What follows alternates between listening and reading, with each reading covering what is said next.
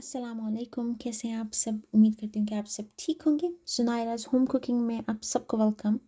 आज मैं आप लोगों के साथ खोए की रेसिपी शेयर करूँगी जो कि बहुत ही जल्दी बनता है।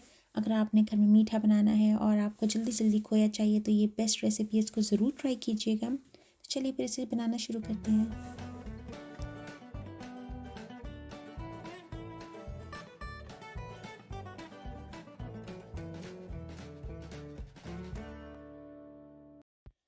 हाँ जी, तो खोया बनाने के लिए दो चीज़ों की ज़रूरत है। एक ड्राई मिल्क पाउडर और दूसरा sweet and condense milk. Dry milk powder मैंने 1 कप लिया था और स्वीट एंड कंडेंस मिल्क के 9 टेबल स्पून यूज़ किए थे। लेकिन अगर आप स्वीट एंड कंडेंस मिल्क के 9 टेबल स्पून एक साथ डाल दें तो वो फिर अजीब सा लिक्विडी टेक्सचर उसका आ जाएगा, जो कि बहुत मुश्किल हो जाएगी आपको हैंडल करने में भी। और इसलिए आप थोड़ा थोड़ा करके उसको मिक्स करें। जो ड्राई मिल्क पाउडर मैंने यूज़ किया है वो नीडो फुल फैट मिल्क, वो ही यूज़ करें, उसी का ही खोया ज़्यादा अच्छा बनता है। मैंने दूसरे ड्राई मिल्क पाउडर भी यूज़ किए हैं, उनमें एक हल्की सी स्मेल आती है जो बहुत अजीब सी लगती है। तो नीडो का ही जो है वो खोया ज़्यादा अच्छा बनता है। कंडेंस मिल्क मैंने तब तक डाला है जब तक ड्राई मिल्क पाउडर जो है वो अच्छे तरीके से मिक्स नहीं हो गई, यानी कि वो बिल्कुल ख़त्म नहीं हो गया। मैंने माइक्रोवेव में जो खोया बनता है वो भी ट्राई किया है, वो भी बहुत अच्छा बनता है। 2 से 3 मिनट में बन जाता है और बहुत ही अच्छा फ्लेवर होता है उसका भी। सेम ऐसे ही होता है फ्लेवर, क्योंकि चीज़ें यही डलती हैं उसमें। जो माइक्रोवेव वाला खोया है वो हल्का कुक होता है और इसको आप सिर्फ हाथ से मिक्स करके इसको बना लेते हैं।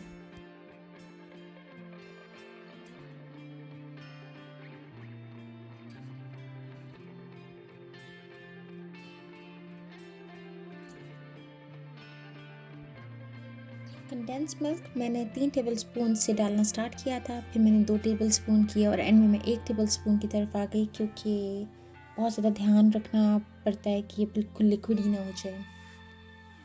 अब फिर इसको अच्छे तरीके से मिक्स किया। ये जितने अच्छे तरीके से मिक्स होगा, और जल्दी जल्दी मिक्स करना है बिकॉज़ ये आहिस्ता आहिस्ता थोड़ा सा जो है वो हार्ड होना शुरू हो जाता है, लेकिन इतना हार्ड नहीं होता है कि इसको मुश्किल हो जाए आपको हैंडल करना। फिर आप इसको अच्छे तरीके से मिक्स कर लें। जब ये रेडी होता है तो ये थोड़ा डिफरेंट होता है, लेकिन जब आप इसको बनाते साथ ही इसको फ्रिज में रख लें तो ये बिल्कुल डिफरेंट हो जाता है।